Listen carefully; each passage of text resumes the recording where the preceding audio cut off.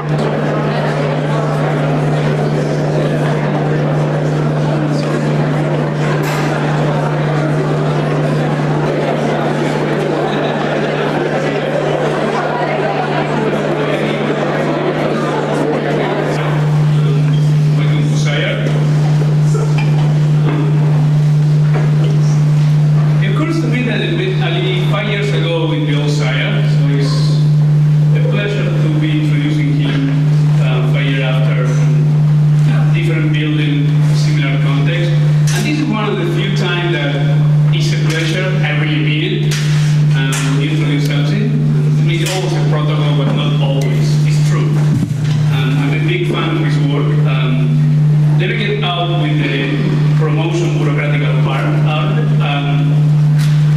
Rahim is the director of contemporary architecture practice in New York.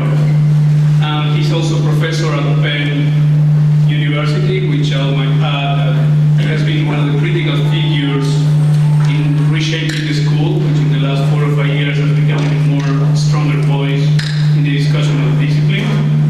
He also has been the editor of which, at least that's what he claims, the 2 most successful AD, now I'm joking, I mean the people of AD magazines established the most successful special edition. One is Contemporary Techniques in Architecture, Contemporary Processes in Architecture. His monograph is coming out in the fall. It's called Manual for Digital Media and Architectural Design. He's going to show you a lot of the work that he's been producing lately in his office. But it seems to me that in the discussion that it has been taking shape in the last 10 or 15 years, depending when you want to produce a benchmark, in terms of the emerging digital practices and production of critical thinking in relation to the discourse of that, we are entering in a stage that many of these second wave or third wave practitioners are starting to define their own work in what I would call byproducts of techniques. So I would say Ali belongs to a group of practitioners that I don't think that believes in manifestos, but they believe much more in the results of the work and not in the process as a way to justify, but the process as to drive the work. And in terms of this byproduct, I think Ali owns the territory what I would like to think is kind of a new category, which is kind of elegance, and the notion of elegance to the problem of effects and affect in relation to form. And I hope that his work shows this, for me, very unique practice that is dealing with this condition of affect in a kind of a totally different manner, focusing on in an obsessive manner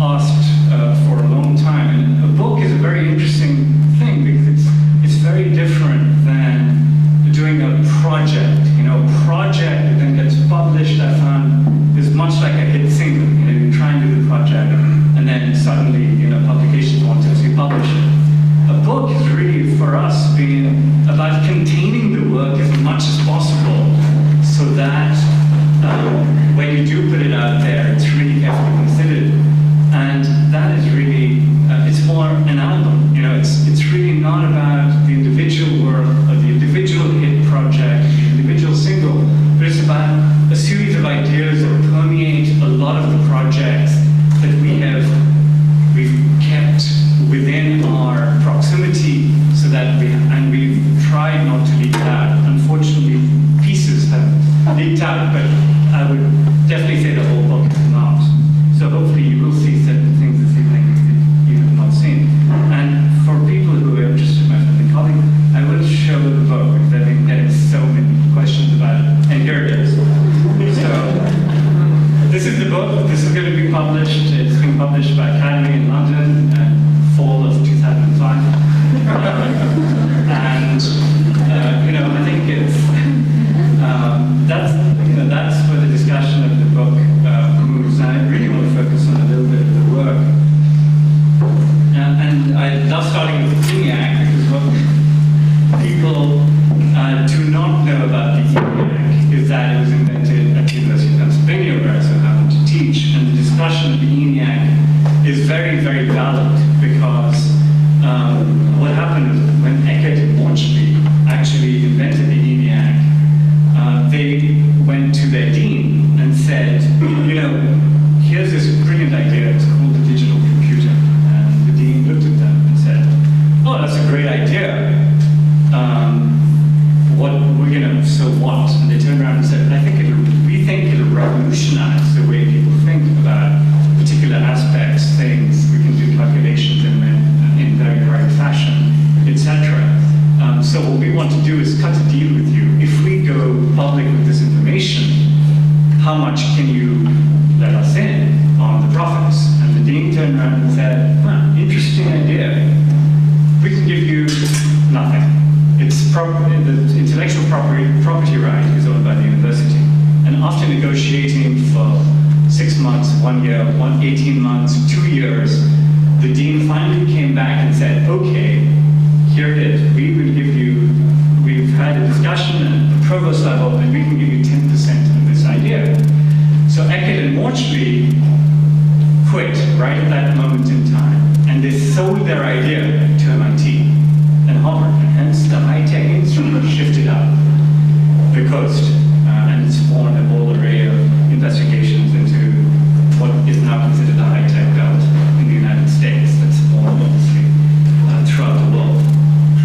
So, technology is catalytic in the development of culture and consists of an amalgamation of competing and interrelated lineages. The emergence of the computer is an example. It is clear that each lineage encompasses the contributions of scholars, philosophers, visionaries, inventors, engineers, mathematicians, physicists, and technicians. Each lineage was stimulated over time by vision, need, experience, competence, and competition. As these lineages develop simultaneously through time, philosophically and intellectually, they organize effects already in existence, the use of machines and automation. Theoretically, they organize advances made in symbolic logic in science and mathematics, which only become feasible through the invention of patterns of numbers instead of numerical objects. These factors are impacted by different intensities of economic, commercial, scientific, political, and military pressures, crossing the technical threshold, spontaneously emerging into the technological formation of the computer, in effect. Now here, effect I'll use a lot, but to use it, it needs to be redefined. Everyone's familiar with its normal use of the term, which is cause and effect. The effect, the way I use it, is more systemically, where effects can lead to further causes, they can lead to further effects, and so on. So the computer here is a temporally organized technological formation. If we were to view these nonlinear organizational processes as fixed in space and time, the resulting objects would be severely limited and would strain to represent meaning through formal expression. This object type would be passive and defined only by its material attributes, which are linear and causal. Such an object is static and only has the capacity to produce predetermined effects. To avoid this stasis, we must view the object in its context and understand it as part of a continuous temporal organizational process, a dynamic system.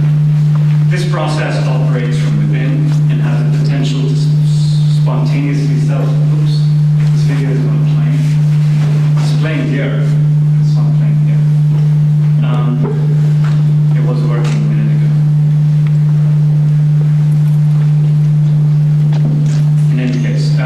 a video of, I can describe it. It's a video of a hurricane which is forming, and then through time, the temporality and the relationships of temporality within the formation are differentiated. So this is time in the scientific, in the science of relativity, science of relativity physics, which describes duration as a particular attribute which has different rates within.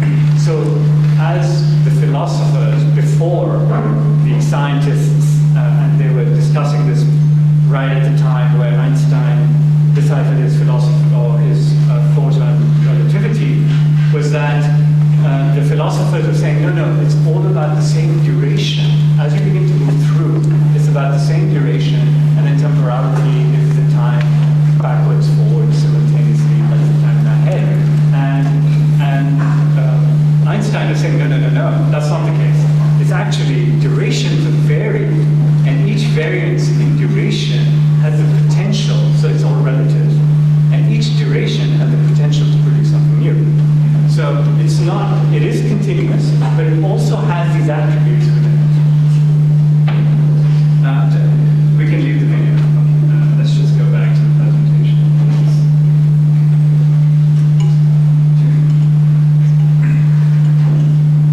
This is data.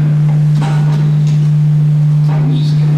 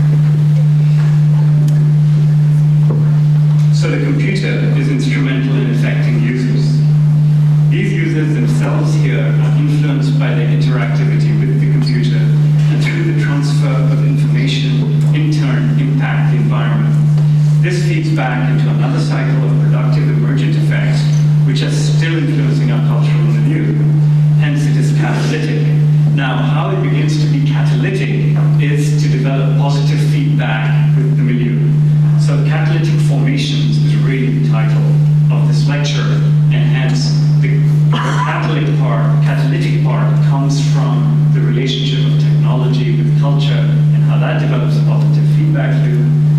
And formations describes a process that are in all natural systems.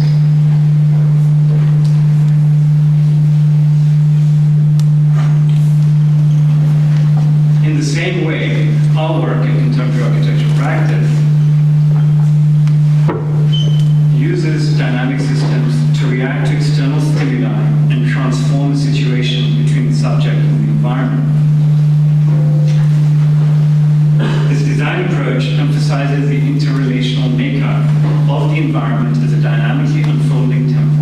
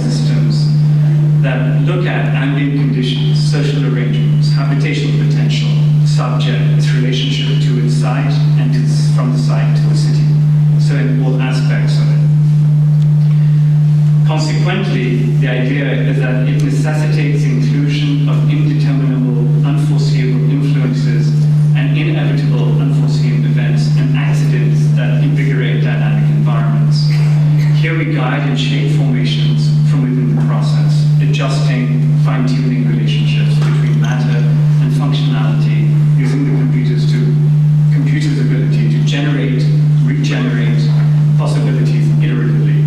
It's really important because we've had a lot of discussion over the years about, if it's processed, then,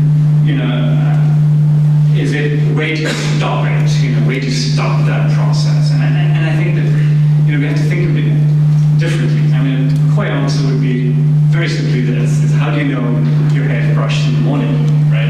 How do you know it's done? You just know, right? But in R, and having said that, to create a hair style, you need more than 2 or 3 particles, right? You need more than 2 or 3 hairs. So you need enough hair to produce the style. And then when you produce the style, you're done. So having said that, I think that our work actually doesn't kind of just, say that, but it begins to look at particular relationships that emerge, and we develop a sensibility of just iteratively going through the process over and over again. So we don't stop it, we just look at it and develop our own sensibility to understand particular interrelationships that obviously relate to the project, and then develop it all the way through the process again. And so the iteration of it is really important. So feedback informs the careful modification of the regulatory influences and changes the kind and degree of control over the transformation of the environment. This strategy establishes loose affiliations between conditions as well as their combined feedback effect upon the intervention. Here the interventions become mediating and mediated processes of exchange, and this design method, the design emerges and is not controlled by predetermined platonic reusable forms.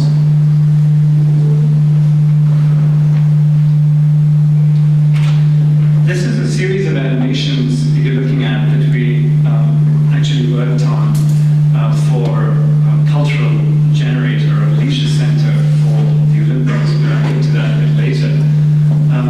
So there are particular attributes that we were looking at while we were generating these diagrams.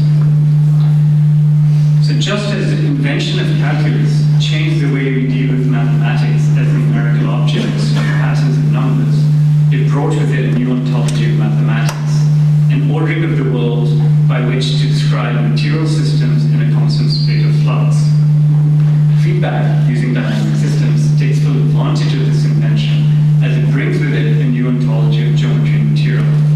This method suggests that the analytical approach to design that studies a site or project only from the top down misses these properties that emerge from complex interactions between the parts.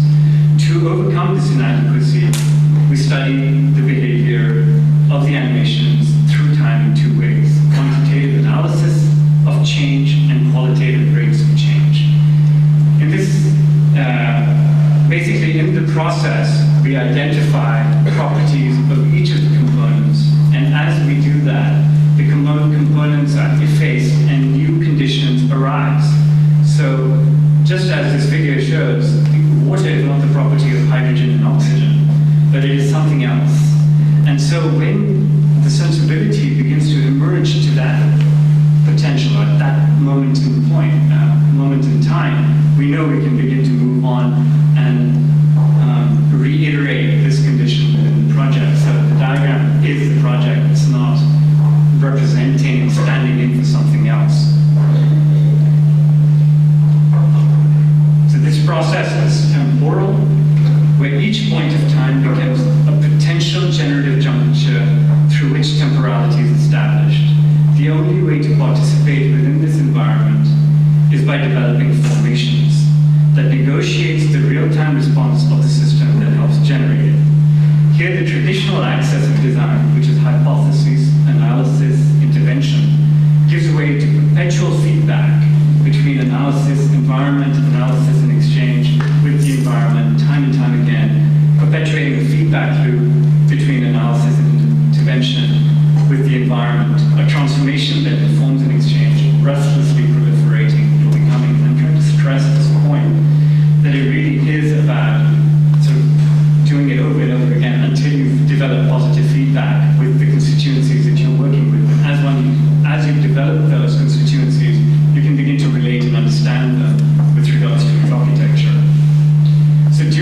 process, the notion of quantitatively efficient design loses its meaning, as how do you design an efficient member at a particular moment in time?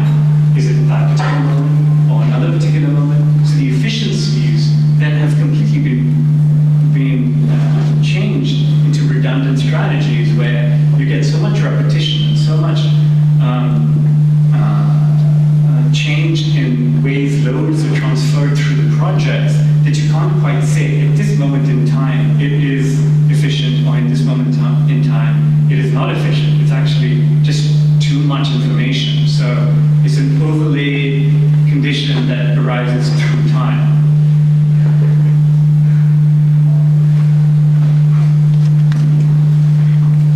So hence fixed optimization, which is an important point, disappears from structural and mechanical design, and the emphasis changes to the production of relational patterns, rethinking architecture and engineering categories, their ontological status, and hence the production of their resulting effects, materially, formally, and spatially.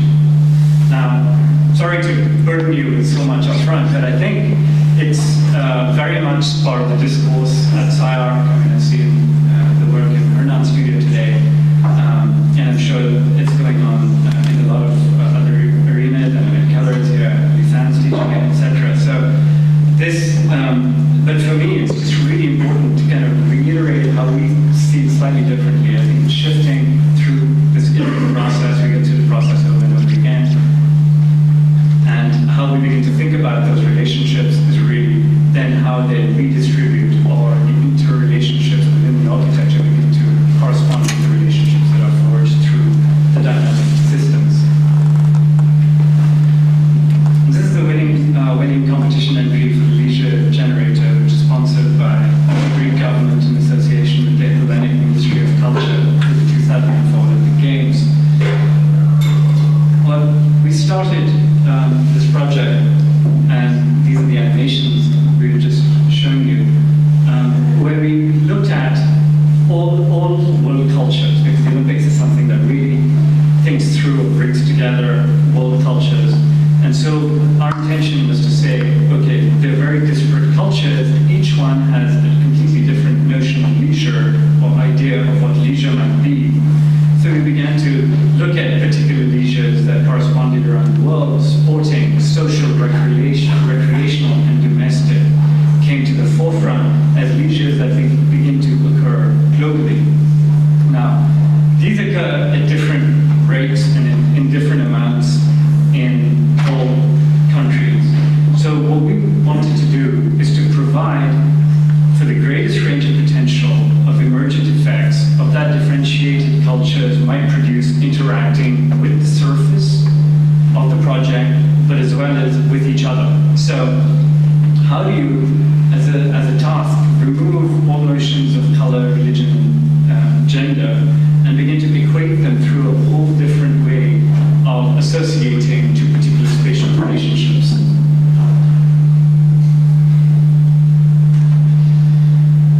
So we distributed gender trends in leisure, but inflected its local biases with Greek leisure activities such as watching movies, eating out, and walking to have greater potential to affect other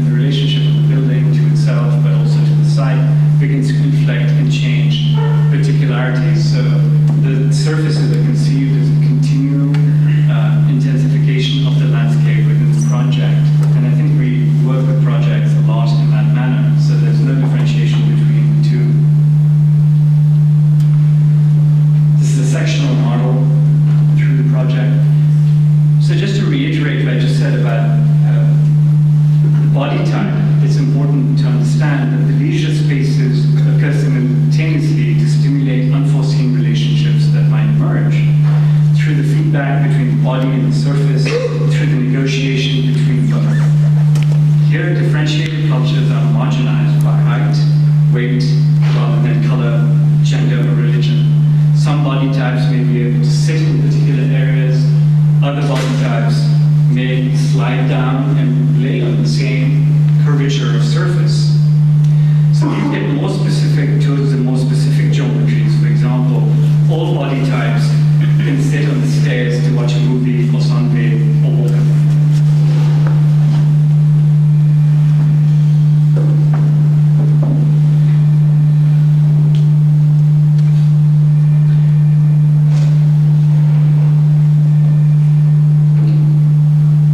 This is an interior view which begins to articulate that idea slightly better. So the inflected surfaces here, as I just said, begins for the body to basically perform, interact with the surface in many different ways. As you begin to move through the project, there are particular areas which are more specific than other areas, and these areas again have the ability to be able to work upon. So the Greeks, for example, would go up them and sunbathe, while other cultures may sit on the stairs and watch a movie, etc. So the more particular these potentials become within the surface, the more they're sort of used in a more, they're more prescriptive in the way they're actually used. Others, it's just a large field of intensification at different rates that can provide for a whole different range and slew of potential uses. This is looking back from the sunbathing area back to the project, and again, here the stairs that are incredibly prescriptive in terms of their use. It's a detail of one of these lighting conditions that enters the project itself. So the outcome of the habitational, material, and ambient effects perceived.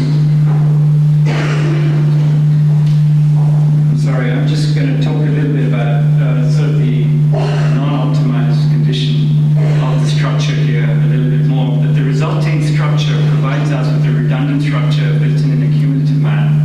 It moves the threshold to a gradient where one can have different levels of opacity in one surface, as it produces very different lighting quality within the space. The threshold of the line is moved to a gradient so that opaque, translucent, and transparent effects can occur in one surface in continuous variation. This does not mean that one needs to see the elemental conditions, but it is really a way of conflating the material with the structural potential. And one thing to keep in mind is that the detail here is not secluded to particular points, but it's really everywhere, because when you construct this condition, it's really about mirroring these relationships that produce the superficial conditions. So the intensification and the dilation is all registered within the project.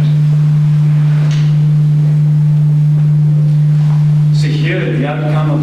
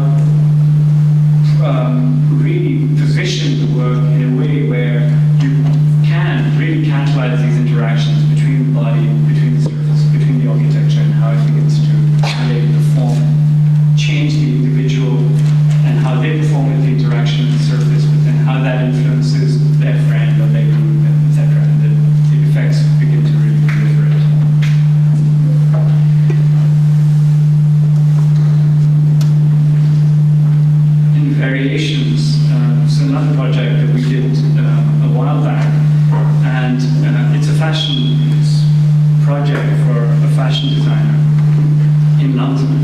And the program is really interesting. It's really about having a weekend residence, but also being able to produce or establish entertainment space for her best clients. So in a sense, it's already now intertwined with its programmatic potentials. The idea was then, let's just leave the program aside, but see how we can begin to craft an interior, or craft a space, craft an architecture, which can perform in many different ways. So one can sleep in it, one can begin to operate in it, or sell clothes in it if one has to, fashion shows, etc.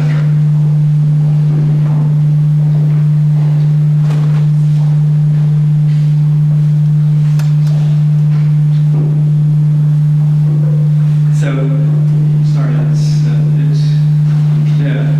But again, we use dynamic systems. And the idea of holding fashion shows seasonally for her best clients, we studied interactions between the environment and the subject. Here we saw several tendencies emerge through the interaction. These were both specific and charged in certain places, and others were primarily unaltered in a field condition. This allowed us to intensify parts of the project and allowed for the actual use of the landscape to emerge. So the development of the landscape in itself became part of the project. The project became an intensification of the landscape. So we always saw the landscape having its own permutations, developing into an intensification. So this then transformed into the plan of the project itself. And the idea of the seasonal shifts within the landscape, within the project, began to coalesce, and we designed a series of irrigation channels which were not efficiently designed, i.e. they weren't efficiently to create or to irrigate the land completely, because they were registering how much rain fell during the period of time in the rainy season and how it permeates and spills. So if it rains a lot, then particular ecologies would begin to arise, and we don't really program those ecologies within the landscape. So as the water begins to flow over into the landscape, it would spawn particular attributes, and in the same way, the spatiality of the project begins to operate in a very similar manner. So in summer, for example, you could use the channels themselves as catwalks or fashion design shows. But in winter, they would be flooded and they wouldn't have that potential, so you'd have to move around and congregate, etc., in accordance with the landscape. So this is one relationship that might emerge ecologically. We couldn't, I mean, this has to be built to really test what the potentials are, but this could be one of them. So now the infrastructure and the relationship of the landscape itself and the house are contiguous. They just begin to move through and wrap into the spaces themselves. So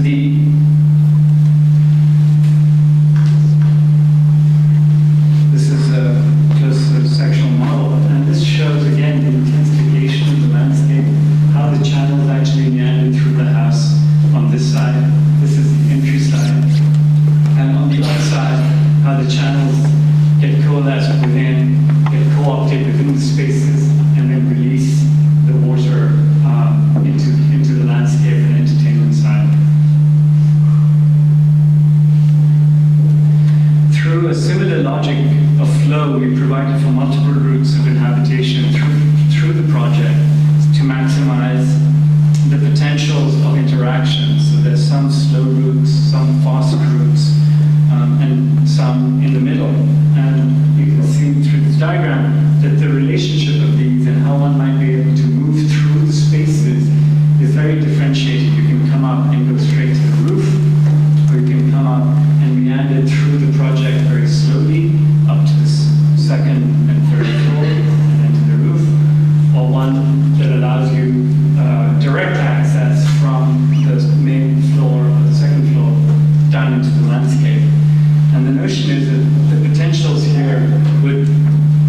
provide for the most accidents and integrations within the project. So if it's being used as a weekend residence, it has its own particularities of inhabitation, but when it's used for fashion shows, people who are being entertained, they can begin to find new ways of not only moving through the spaces, but how they interact and develop social conditions, and how that begins to spawn out with regards to its performance, not only internally, but also how it begins to extend itself within the landscape.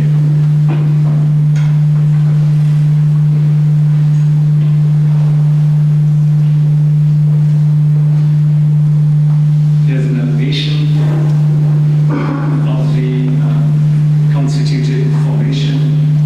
And here's another one across it. So the habitational potential emerges from the formal, spatial, and material attributes that constitute the form. Here the process of thought is more important than the programmatic conditions of the space. No space is described as a function of its use or by its events, but of the qualities that it contains. So again, a section through the house begins to show exactly what I'm talking about. You can begin to see the three routes, one to the right, one through the center cavity at the bottom, and one from the second floor down into the landscape.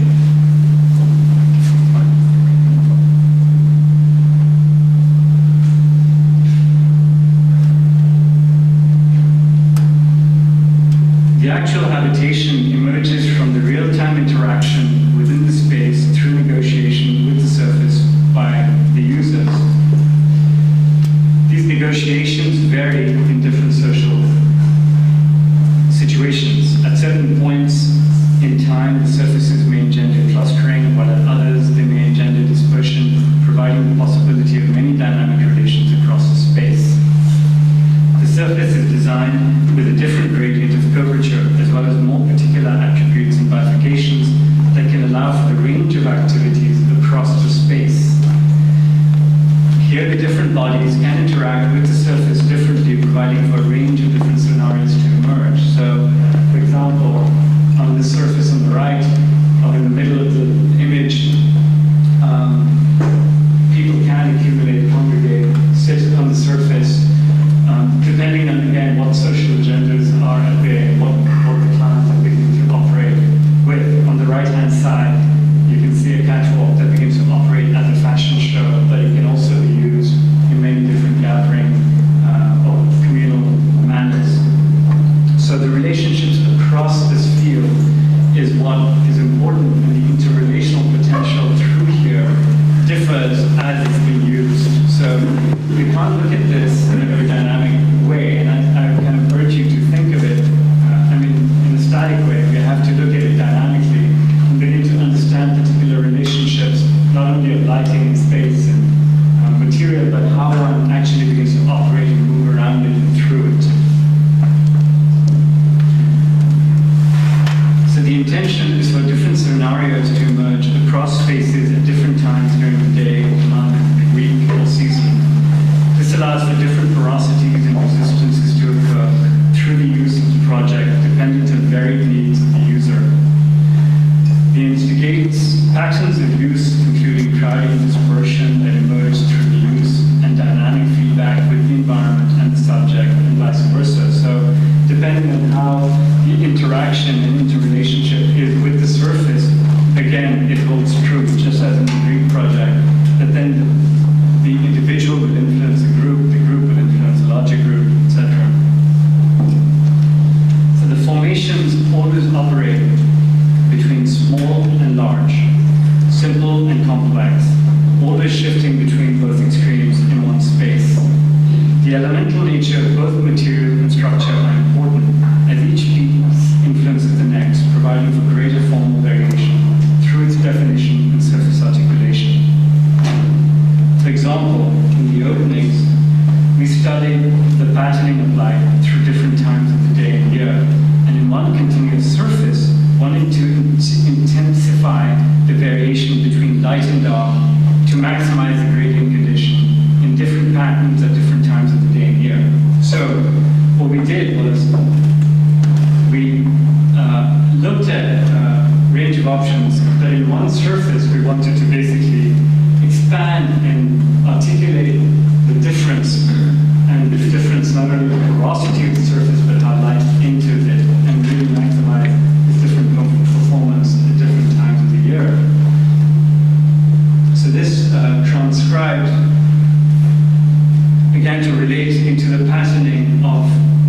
project, again, non-efficiently.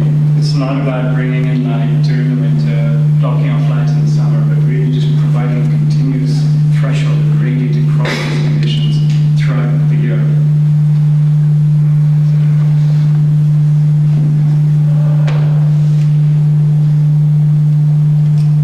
So ambient conditions arise from the gradient between the two extremes, between light and dark, smooth and rough, loud and quiet.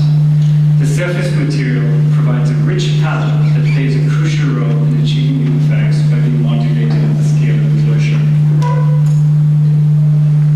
At the scale of enclosure, one can vary the thickness and orientation of the surface dependent on levels of opacity. Here the potential, again, of light and dark, smooth and rough, bright and loud can occur in a different manner in one space. This is the entry sequence into the project that leads you back up the stairs. This is just an image from the street.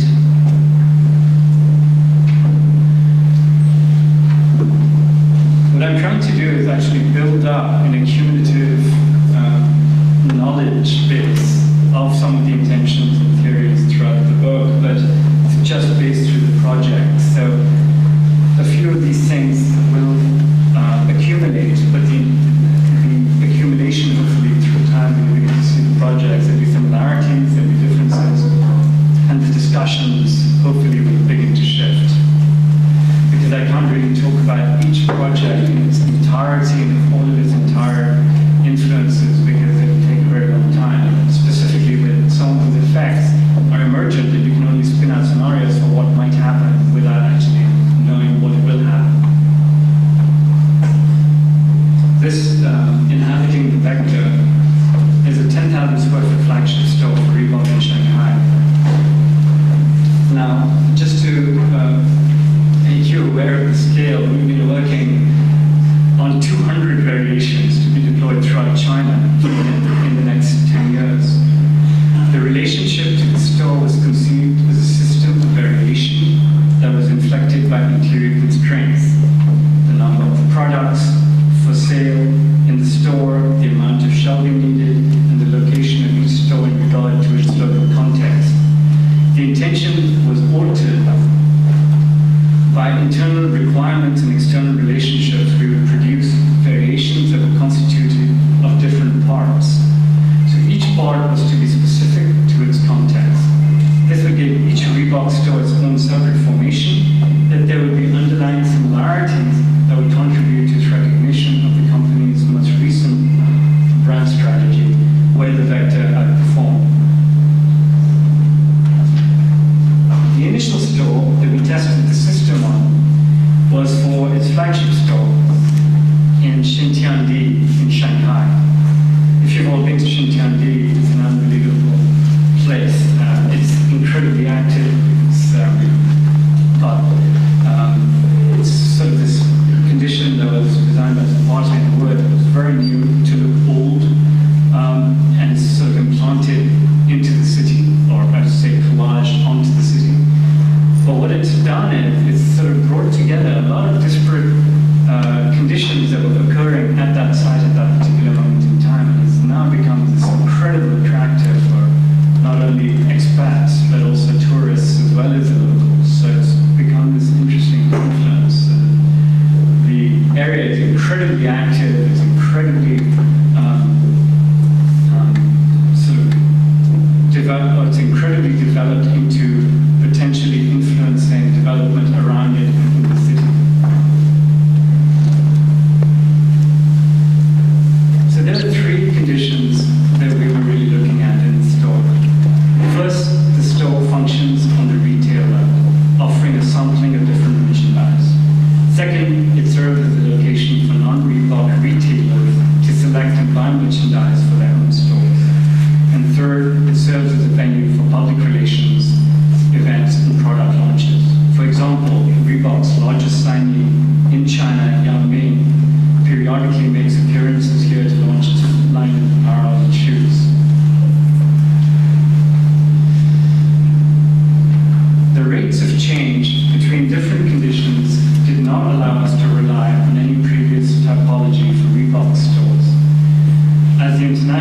potential or interrelational potential that we spoke of with Reebok, the international arm of Reebok in China, looked at, the discussion was always about, let's look at Reebok stores that have been done, but there was no interrelational potential in anything that they have done, and there's nothing as precise and as specific as this particular location or address their brand identity at all. So there's no way of developing a system by looking at typologies.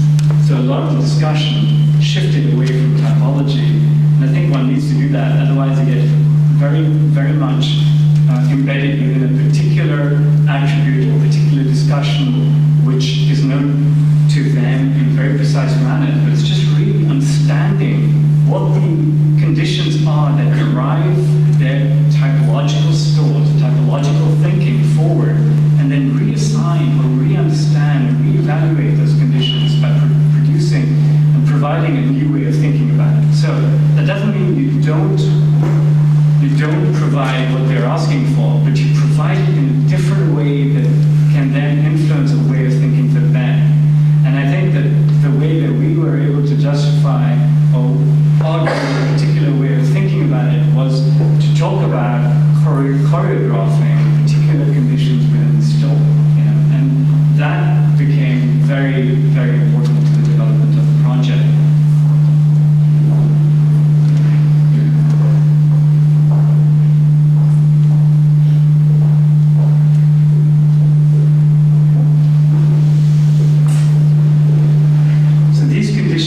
Together qualitative attributes rather than quantitative ones. For example, rates of change of movement brought together the rates of turnover of merchandise with the rates of movement of shoppers. Surfaces were designated for walking on as well as for displaying merchandise. In some areas, or in other areas, pedestrian areas adjacent to merchandise displays. This can be seen most clearly in the shoe bar, where the display of shoes is separated from viewing promotional movies, although they constitute a part-to-whole relationship with the store. So if you see the inflected condition in the second level, that's really the shoe bar. So the relationship of not wanting to remove one's attention from these new shoes that continually produce for $1 each, at a rate of knots, they wanted it enclosed. They wanted it separate from every other condition within the store. And we were able to achieve that, but in a slightly different manner.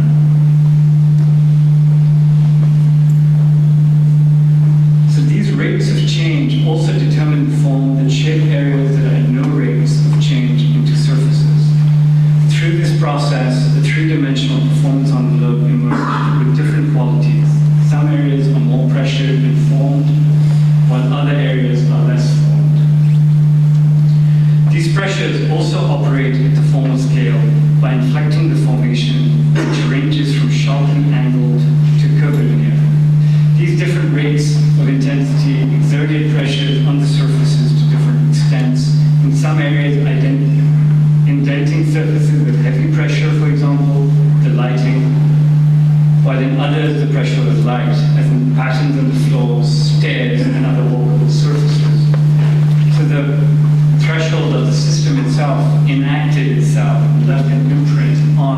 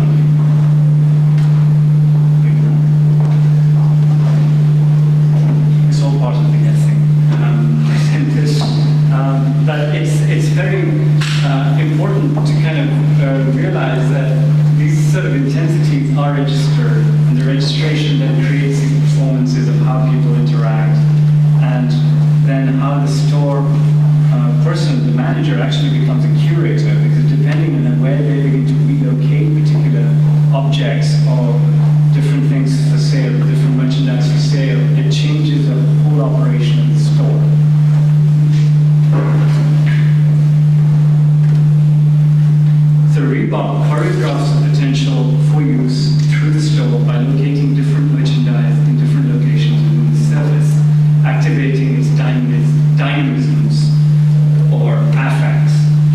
This, in addition to the environmental conditions, allows for many scales of negotiation through the store, with ambient qualities that vary in their duration and intensity, continually shifting patterns of use.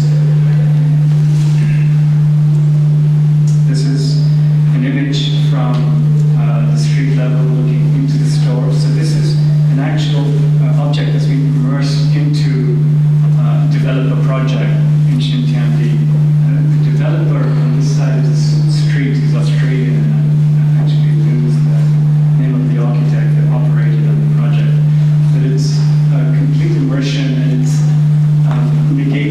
trying to sort of respond and react to the existing building, but yet have its own contiguous ideas and interactions within the spatiality of the project.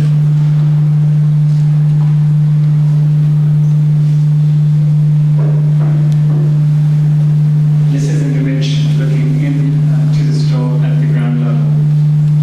So as you can begin to see, if, for example, in the area in the back left of the image, you can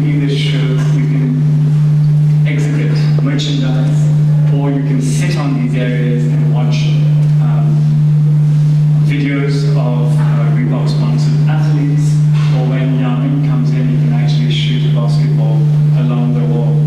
And the idea here was to again negate kind of the developer project and push the facade to the interior of the store. So a multitude of different activities and climates, in addition to ambient conditions, all developed in one space. This is an image looking back up at the shoe bar on the way up the stairs. There's constant negotiation through its use, changing relations between natural light, artificial light, surfaces, and display. There's a flexible provision for program, but its uses emerges through the negotiation between all these interrelated conditions. This performs as combined circulation, display areas, lighting, and seating. So for example, the design responds to many of Reebok's seasonal and event-driven needs. Areas of display are used to circulate as well as to see for marketing events, and other times they become areas in which customers try on new shoes or simply enjoy the destination space while shopping. This is, again, the shoe bar looking back, so now looking back. And the surfaces here are actually scored, but you can't seem to pick it up. And as the surfaces are scored and become less contiguous, they begin to perform as stairs. And again, these are similar to the idea of Reebok having the leisure pavilion, where the more articulated areas are, again, only used, or they're more prescriptive in terms of how you use them, and the more differentiated areas are ways that you can walk up these surfaces, you can display merchandise in them. And the shoe bar in itself was a resistance to the whole project, because they didn't want to negotiate and negate the potential of just having people try on these shoes in these areas. So the surface goes down and formulates steps where they'll actually try on shoes and sit down in that area, which drops out of the veranda. This is an image again looking from the second floor back up to the top floor, which has a very traditional layout of merchandise and changing rooms. But the idea here again is to conflate all interrelated potentials as you even move up the stairs. So when you move up the stairs, there's shoes or other merchandise within these shelves, and through those shelves you can still see the shoe bar as you move up. And the idea here again is dependent on what merchandise is displayed in these areas, we begin to produce a whole series of relationships through the spatiality of it as people go through. So you come in and you walk up and suddenly you have a new Nike, a new but I lived in Nike. But the manufacturer is the same person who does Reeboks, actually. We are in discussion right now to do also Nike stores. So that's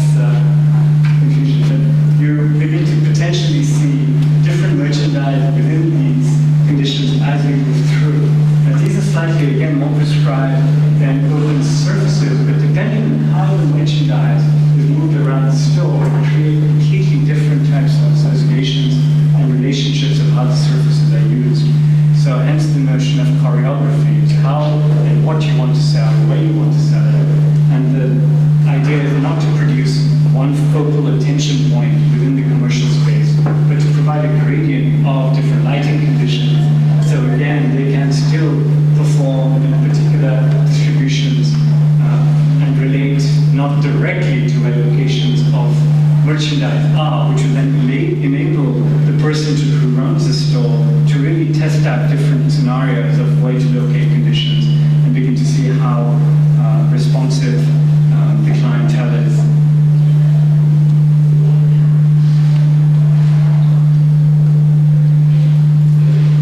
This is an image from the corridor, actually, into the mall, back into the project. It seems like the images have been stretched or something, that the aspect ratio has shifted. It's looking narrow. Now the next, so the relationship here then, again, is kind of the intensification of the process itself that verifies itself back into this manufacturing and a way of thinking about the architecture. So where the virtual attributes in the dynamic system, which are all affect, they begin to affect and influence each other in the formation of vectors, they don't form, they form potential to actually then change something else. They're not formed themselves, they're vectors. So the vectors then transcribe themselves to produce affect onto another surface. So all these surfaces you're seeing here are these kind of dynamisms from the virtual that have now transcribed themselves into the actual condition of the store itself.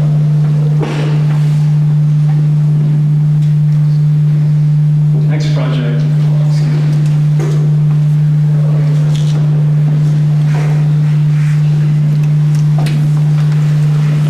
This is a competition, very interesting, because this is a competition I won in 1998 for a digital library for the information age for Karachi, Pakistan. What's interesting about this project is that it's come through a full circle and it's been reincarnated. So the government has changed, the whole political situation has changed, and the realization that this library is actually incredibly important now for the country has come to the fore. And since there was already a competition, the government has actually gone back to see who won it and have contacted us to redevelop it or really think about putting it and building it. So we've been working on it for the last year or so. So it's a 315,000 square foot library for the information age in Karachi, as I mentioned. The goal of this information-based library proposal is to connect the three major cities in Pakistan, Karachi, Islamabad, and Lahore, through information exchanges of using new media and information technologies. The Karachi library will serve as a global network for information about all of Pakistan, and at the same time address the issue of local resonance for high-tech modernization in its largest metropolis. What's really fascinating and why this is becoming so real is I think that the stock market has gone up 1,000% in the last year or something. So they're really beginning to try and develop sort of social systems, infrastructural systems that really will promote the country on a much larger and grander scale. This proposal then has to grapple not only with a single operation of change, but also the continuous transformations found in dynamic patterns of use and new information transfer. There are two operands that we worked with in the project. First, the exploration of new possibilities for the library itself. And second, the connections between the probabilities of interrelationships. Now what does that mean? The interrelationships that we were interested in are constituted between the interaction with the information resources and users. In this dynamic system, we used, I can go through a whole series of ideas, but very simply, a field of inverse kinematic chains activated by point attractors that create difference between the project and the city.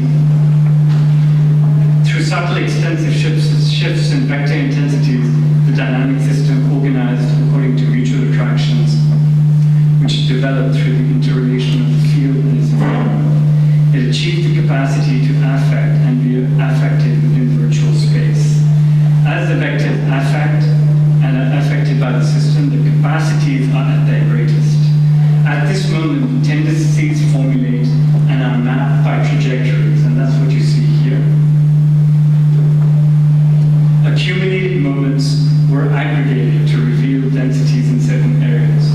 Through iteration, we focused on areas of relative heaviness or lightness that were aggregated through accumulation of weight. So it's either very depressed or less depressed, dependent on this accumulative logic. So these weights are affiliated with gradients of porosity that influence and affect the form of the project.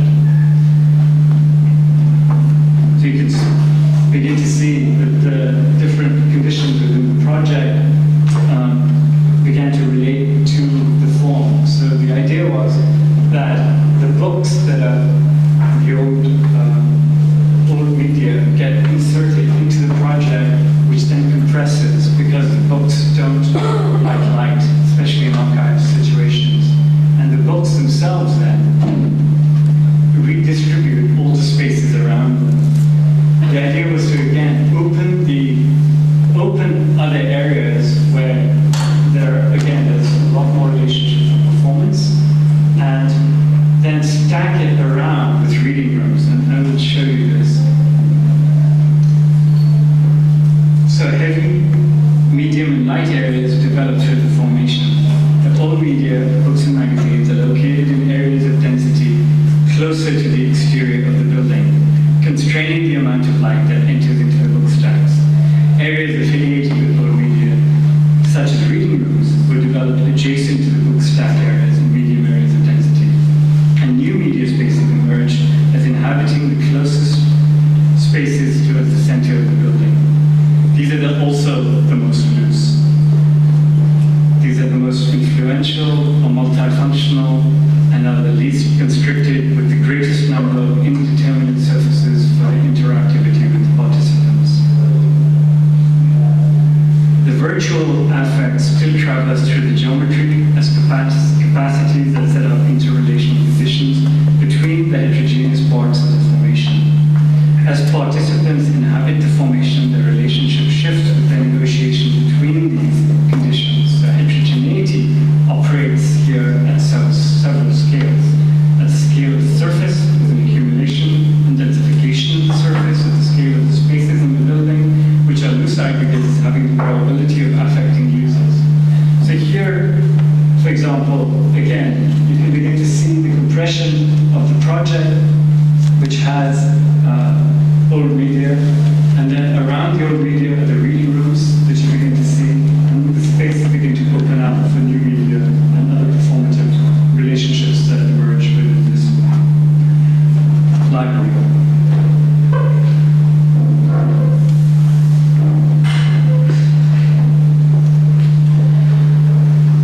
So the building here operates as an aggregate of the city, forming a whole at the scale of the city. Here the affordances between the city and the library are forged, and vice versa, and their relationships change systemically as the participants activate affordances in the city. So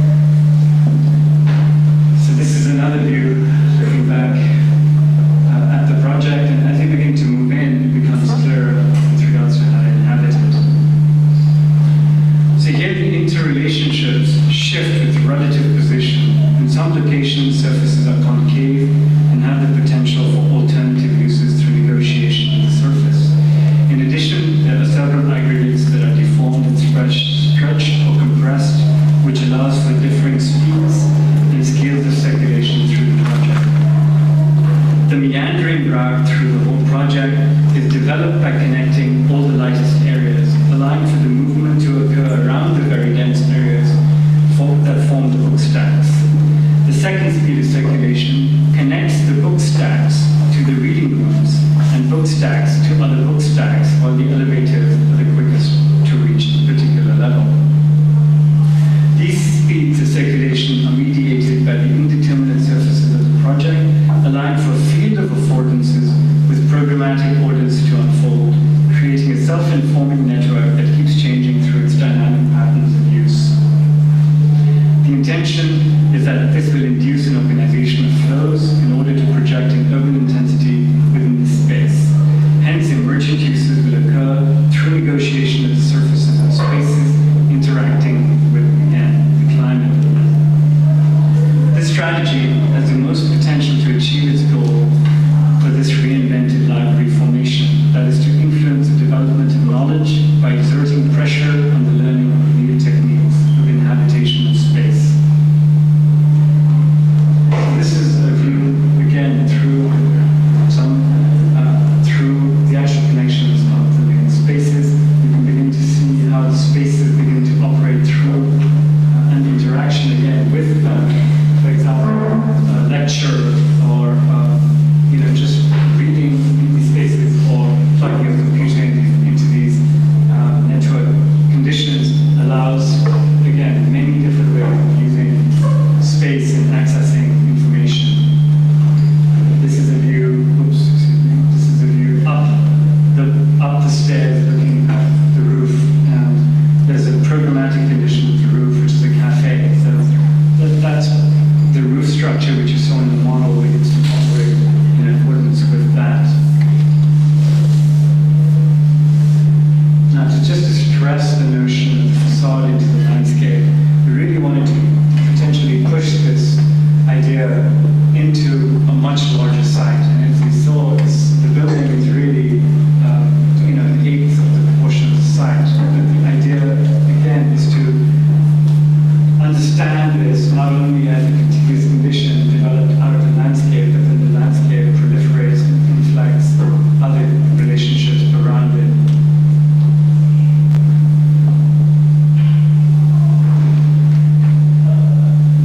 I should talk about sort of a lineage of development and the idea that the sort of the pond system here again is very similar to the idea that we were using in the house, which is really about letting sort of the effects of the landscape, of the containment of the water to actually evolve dependent on the climate. So it's really a reading of the climate as opposed to just filling it all up at the same level. So the ponds are actually vary in their depth and height to inflect or to register particular conditions that occur through the year, through seasonal shifts.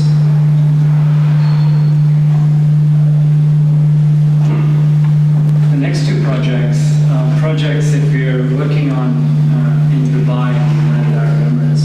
And what's really interesting is that we were just in Shanghai, we were in Dubai, and what's becoming very clear to us is that the global flow of capital is exactly the same, because we were in Dubai and we saw a climb from London in Dubai, we were in Shanghai, we saw a climb from Dubai in Shanghai, etc. So I think that that's a really important realization for us, is that the cities that are on this global network are London, Dubai, Shanghai, if you're an architect.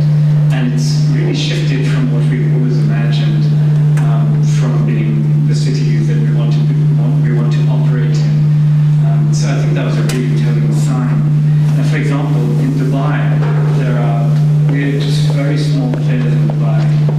We are currently operating on two mid-rise towers. One is 45 stories, another one is 35 stories. One's residential, one's commercial.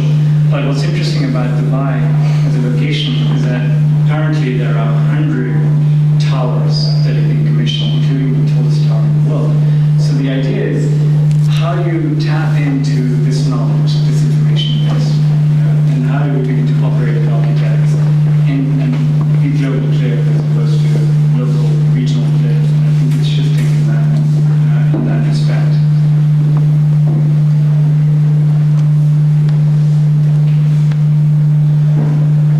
The first project that I'll talk about is migrating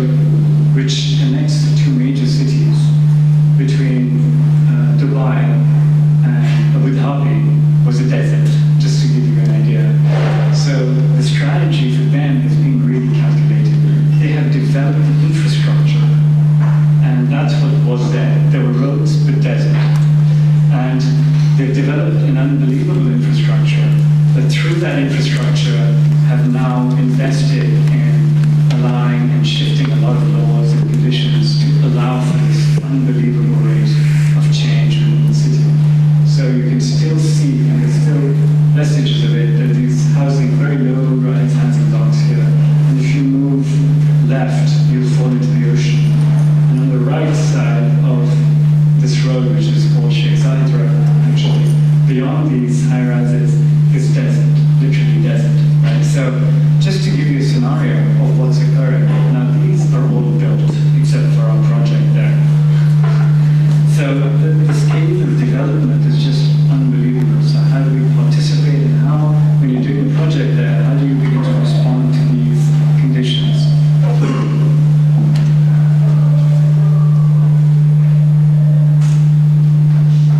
So this is our project that is, again, we're currently working on. Now, to give you another side parallel story, the sites are really incredible, they're interchangeable. So depending on what's necessary, when, or who you know, you can secure a site. So actually, the developer we're working for with this project lost this site, but there's another site right next to it that he's beginning to operate on currently. So it's changing so quickly that even developers are finding it hard to keep up. And just to give you, again, a scale of the change.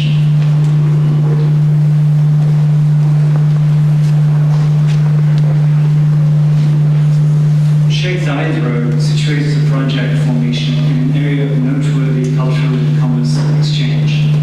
The project captures the dynamics of the site in several ways, spatially, organizationally, and by a system of enclosure. Its envelope provides two contiguous buildings that transform a loosely individuated identity and fuse into a hyphenated formation. The transformative envelope allows the project's internal spatial possibilities to favor variation, breaking down the typologically based norms that govern the repetitive production of condominiums around the world.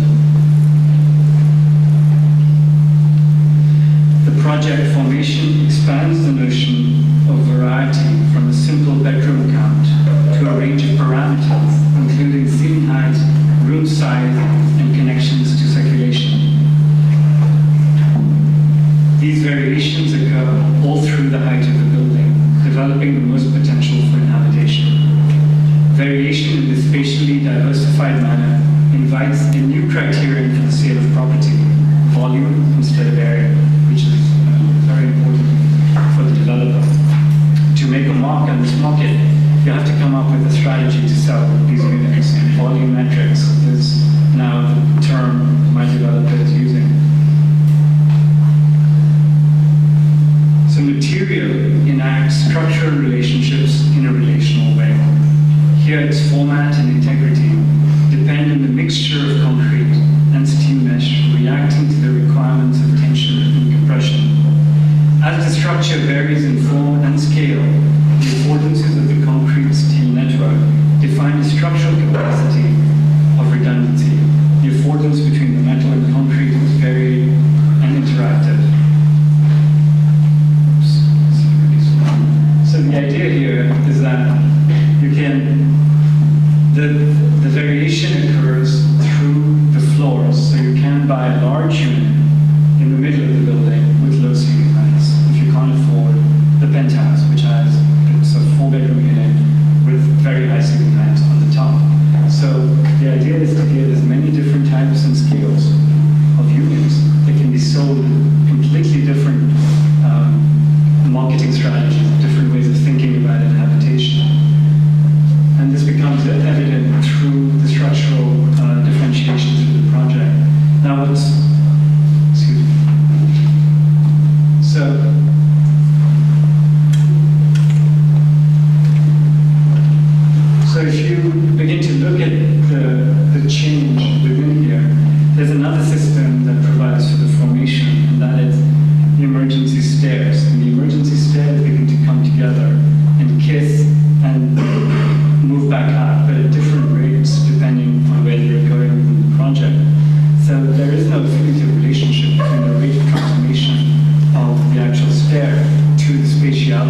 or the sectional variation, but it provides a whole different way of beginning to inhabit the space in the interior of the plan. If there is a fire, for example, it gives them the potential to move from one exit state to another exit state. So you're not continually locked into one exit state. So when there's a fire, you have to know where to operate and go. And this gives you many, many opportunities on the tower to shift from one to another.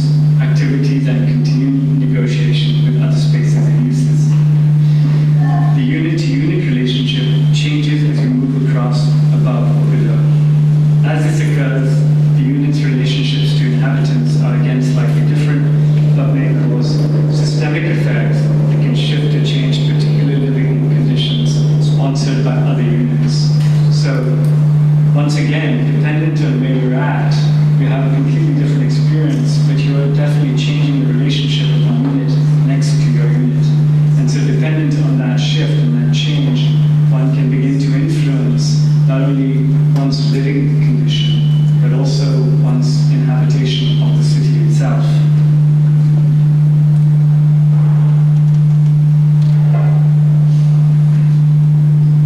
This is another view. While these effects that I'm describing to you are completely unpredictable, the positive feedback loop encouraged by this formation between resident, government, and migrating coastlines immeasurably quickens the potential for societal and cultural change.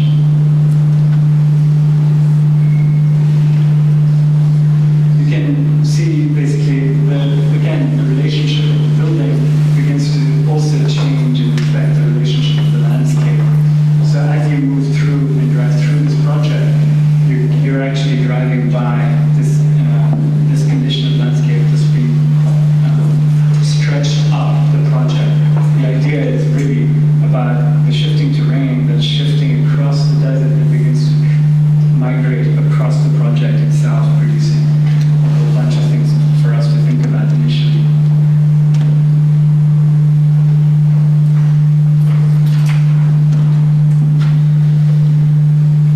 Inflected potential. This is the commercial tower that I was talking to you about. This is 463,000 square feet and 35 stories, 150 meters, commercial tower in Dubai as well. This is in a very different location. This is in a location that's been reclaimed and had been developed into a commercial marina. So this commercial marina itself is providing for a particular type, and it's sort of really proliferating how many projects that are going into that area. So the idea here is, how do you design a building for it to be rewritten and reprogrammed continually? And I think that's the question that we've been going through in our minds, and so the provocation of a system that can begin to change through time, through its use. How does it inflect an organization or a company, its functioning,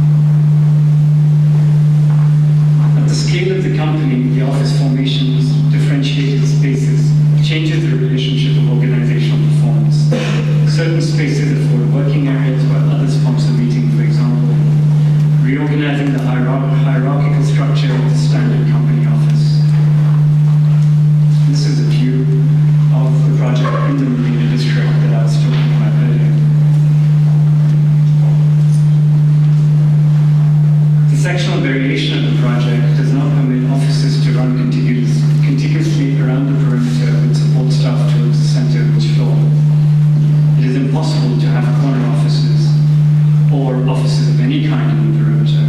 Through formational variation, the project escapes singular spatial hierarchy and homogeneous relation between the built environment, the company organizational structure, and its employees. The design incorporates relations between the formation and its employees, concentrating the potential within the space for social and political negotiations. As the relationship between employees as well as between employees and office space shifts, so does the affect.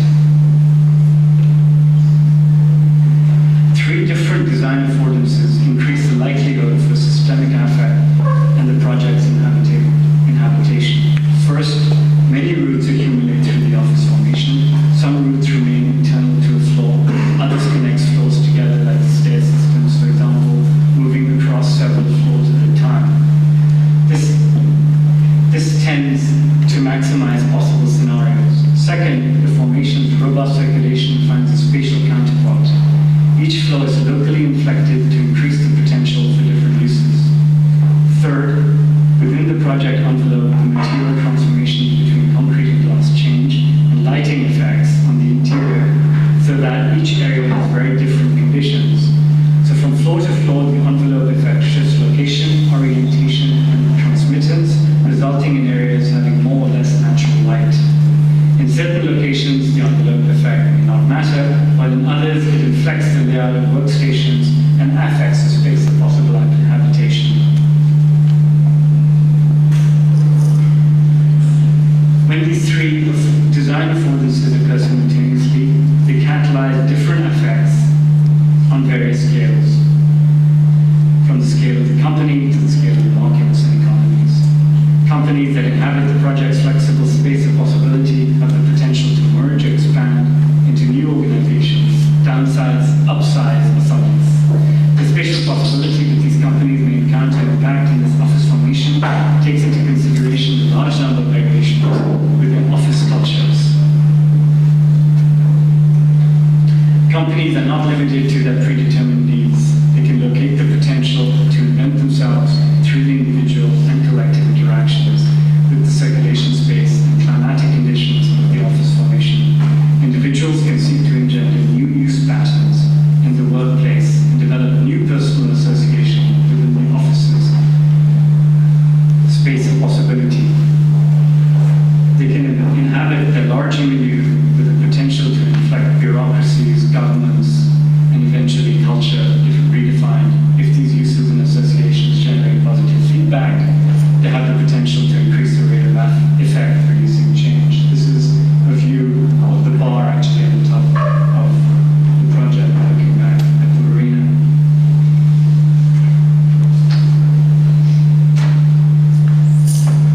So, what's the future?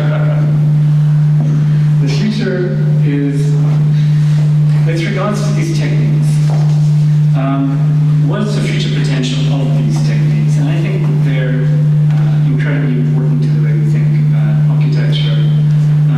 And I think that this might provide a particular way of interrelating and thinking through attributes of, say, materialization plus optimization plus production of affect and effect simultaneously. And I think that, again, as I mentioned earlier, optimization may be slightly problematic still, but it does allow us to think through particular conditions, as I've talked to you about now. And I find that virtual crash testing is important for us anyway, with regards to these attributes that might be able to test the conditions simultaneously as embedding them with information that we can use, embedding them. So virtual crash testing is really specific as a technique.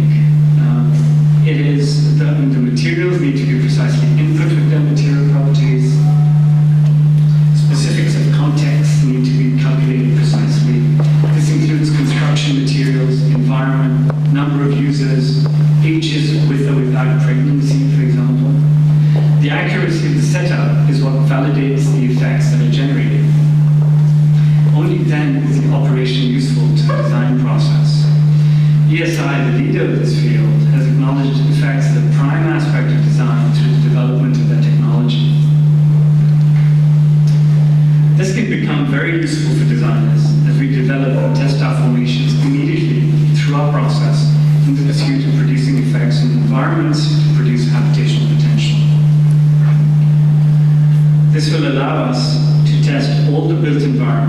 and possible conditions of use that might take place within our projects, and will also forecast unpredictable conditions. This might inform us in real time about our formal, material, and ambient effects immediately. We will test effects that we anticipate. But the generative capacity of the software will bring to the fore effects in extreme cases that we may not foresee, i.e., someone laying across a particular surface will break their bones, and particular conditions such as that, we just have no emergent potential, or we're beginning to seek out what those potentials might be. But if we begin to understand what's an operation in these models, it might give us a way of just compressing the design process, beginning to understand it, and producing effects that can simultaneously be compressed into one model. Hence, these predictable and unpredictable effects set up conditions that generate them.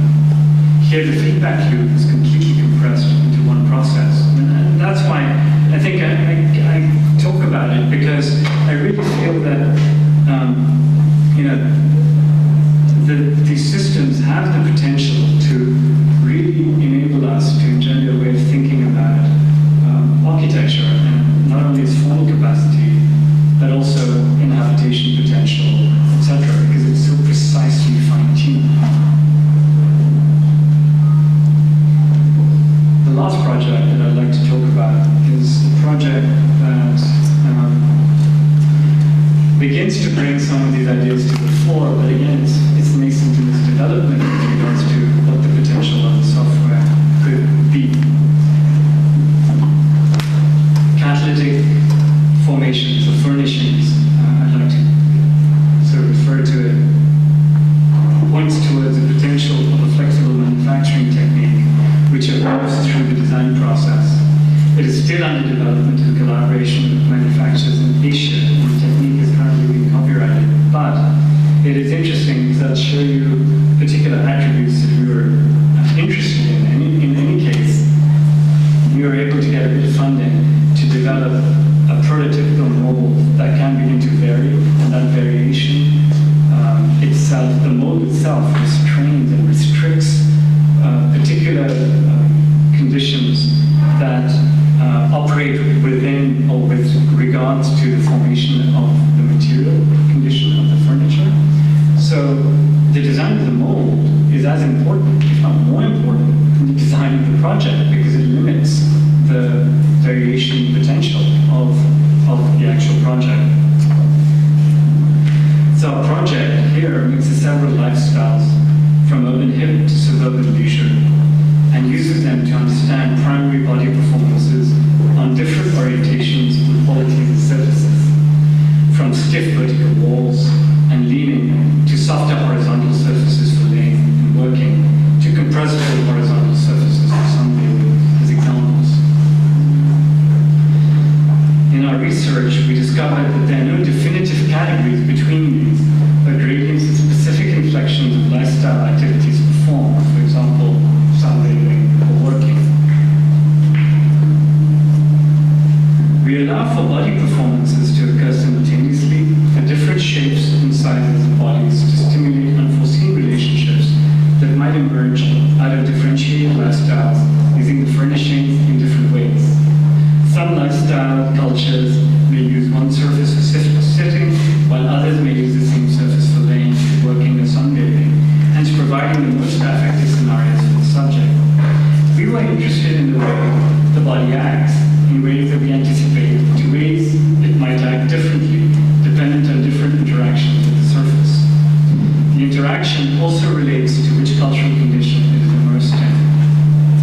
The intention then is not to allow any good body performance that is associated to take place on normal furnishings to occur, as this will lead to the most emergent effects. So if you can't lean on it, or you can't sit on it, or you can't lay against it properly, what does that do to the human body, and how does that begin to operate or force different types of interactions, not only on the piece of furniture itself, but in its environment that it's located in?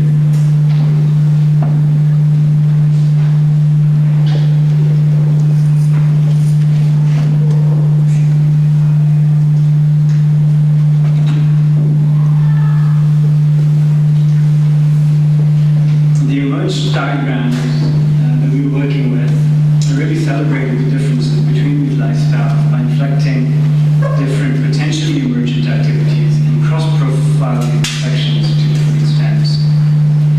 This success would be at 3 scales. First, the body being inflected in positions it was not used to through its interactivity with the surface. Second, if there were multiple users at the same time, they would be forced to interact in an interesting, even compromising manner. And third, the location of the flexing nerve would engender different social arrangements dependent on its location. We aimed at charging a simple material surface with varied potential for occupation and use, while simultaneously evading any prescription or indication of proper use. The intention was to allow a network strategy of connections in a variable object inflected through the preference of the user. The flexible nerve, or the flexible system of the mold responds to different inputs, both quantitatively and qualitatively. And this is really beginning to identify particular extremes that we wanted the flexible mold system to be able to be varied for. So we tested the limits of the mold and then designed the mold, the flexibleness of the mold to those parameters. This is a basic understanding of how the mold works. It's a series of systems that are interconnected and shifts and changes through inputs or through just changing and mutating the form as you please. But cause does not lead to effect. It leads to an array of systemic effects. So you can't really predict when you pull one thing how it reconfigures or reshifts the formation of the furniture base itself.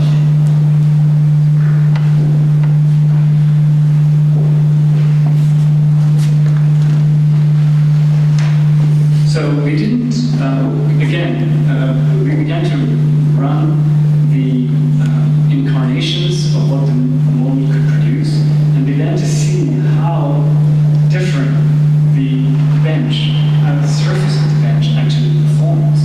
And the realization was that you can't possibly optimize this, right? So we came up with a material that behaved in all these iterations that we came up with, and the material just was composite. That's the only thing. So fiberglass could begin to handle all these material potential changes through an optimized strategy. So we use fiberglass of different thicknesses. So each couch actually has a different thickness that begins to respond to particular conditions that are developed within each form of this furnishings piece. This is the front side of the flex mold. The back side I can't show.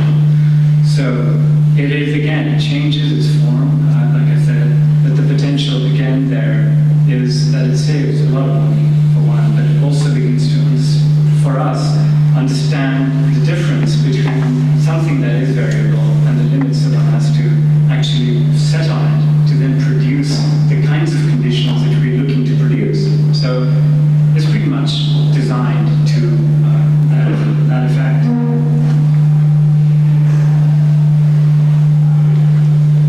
So the manufacturer here, a Chinese manufacturer I should add, has the possibility of registering it in the registering the changes in this flexible mold system, and is being prepared for copyright by them currently.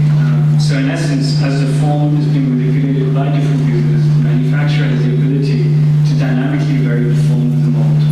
Here the form is being developed potentially by the users or by us, by the designers, and is producing or is designed really to affect. So the potential conditions that the mold goes into definitely does not give you one body performance that we are used to or we would think of with regards to this chase. So this removes the interim mold in the current composite production process, allowing for variation within the production process itself. The flexible mold system is designed to produce the furnishings through two surfaces, which are then seamlessly joined into a continuous surface.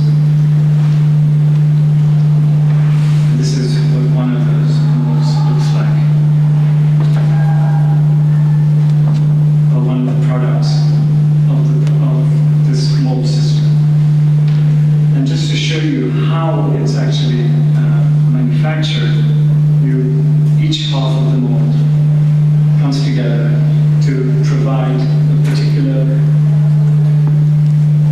form. And that form then is laid onto the flexible mold. And these are the two sides of the mold that then are put together, taken, the seams removed, painted, and this is in location. This is actually an exhibition in Artist Space that Peter Zellner curated and was kind enough to include us in. And this is another view just looking back at the project within Artist Space. And currently, this process from Artist Space has moved much further in that it is now being produced and is actually for sale at Sublime in Tribeca, New York.